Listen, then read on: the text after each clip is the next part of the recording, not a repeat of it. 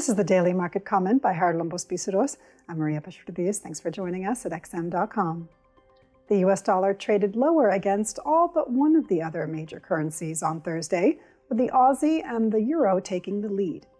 The only currency against which the greenback gained some ground was the yen. Despite the Fed signaling that 2 more quarter-point hikes may be on the cards for this year, investors remained unconvinced, and yesterday's data confirmed their choice not to listen. Retail sales unexpectedly rose in May, but jobless claims for last week came in higher than expected. They held steady at 262,000, which is close to the highest since January 2022.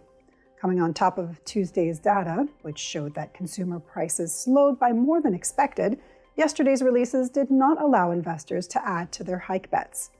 Just as before the Fed's decision, they continue to price in only one more hike this year and slightly less than 2 quarter-point cuts by March next year.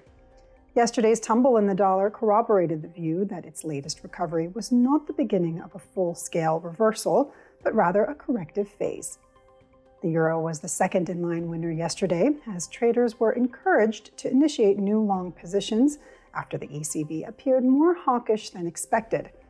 With inflation in the euro area standing at 6.1%, more than 3 times the bank's objective, policymakers increased rates by 25 basis points, taking the deposit rate to 3.5%, the highest level in 22 years. That said, the hike was already more than fully priced in.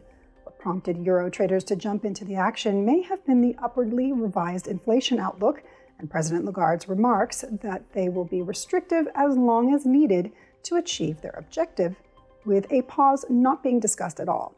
The strength of the euro and the weakness of the dollar allow euro-dollar to break above the 109 barrier, probably putting an end to its latest downside correction.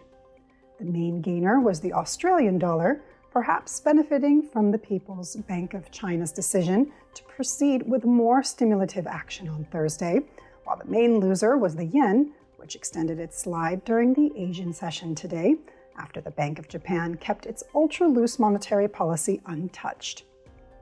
Wall Street extended its rally yesterday. All 3 of its main indices gained more than 1%, and it seems that, should data continue to point to slowing price pressures at a time when growth-related numbers are more than satisfying, the uptrend may continue. This was today's Daily Market Comment. Thanks for joining us at xm.com.